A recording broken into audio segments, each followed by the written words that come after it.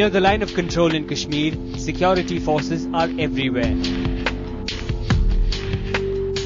A checkpost is always around the corner. A barbed wire fence never too far away. In a state where people are always looking over their shoulders,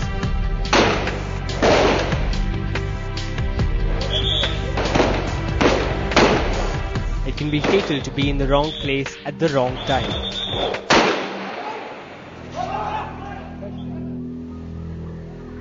In her 56 years, Jana Begum has seen tragedy over and over again.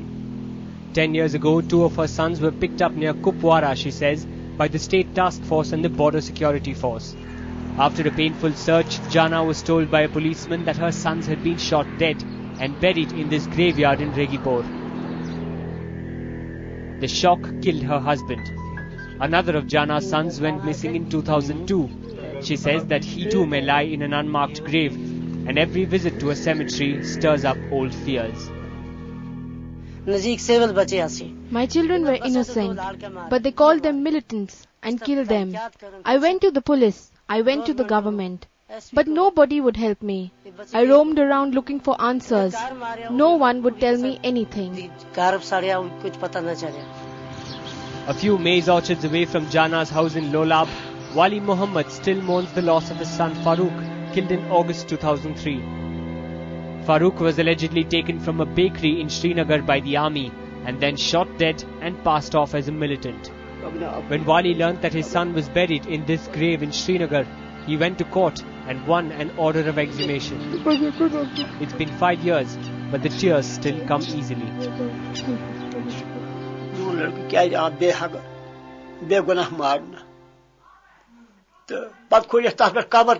Why was my innocent son killed? There are so many cases like this. They should be looked into. Jana and Wali say their battle with the government isn't over yet. Once a month, they assemble at this park in Srinagar with some of the other families of those who've disappeared. To remember, to grieve, and to protest against a government they say is not doing enough. Like Wali, many relatives dig up bodies from unmarked graves themselves, looking for clues, hoping their loved ones are alive, or hoping for proof they're dead. For Sudesh Kumari, though, closure came through an anonymous letter written by an Indian soldier. When Kumari's husband Bhushan Lal was picked up with 3 other men by army soldiers in Srinagar in April 2004, the family didn't know where to look. But a week later, they received a letter that confirmed their fears. 13/4/2004 को major विजय चहर, नाय जय सिंह, रेफरमैन दिलीप, रेफरमैन जसबीर, ये चारों जम्मू के 4 मजदूरों को लेलवा पहाड़ी में ले गए। 20/4/2004 को इन चारों मजदूरों को पहाड़ी में ले जाकर मार दिया गया। 2 मजदूरों को ऊपर ही मिट्टी में दबा दिया और 2 के मुंह पर इतनी गोलियां बरसाई गई कि उनका चेहरा ना पहचाना जा सके। ना दोनों को उग्रवादी दिखा दिया गया। करती नहीं, तुम सभी के डैडी फोन करते हैं, मेरा डैडी फोन भी नहीं करता। मैं फोन में क्या बात करेगी तू? कर दी फोन में सिर्फ बात करूंगी कि मुझे स्कूल की फीस और एक यूनिफॉर्म मुझे दे दो।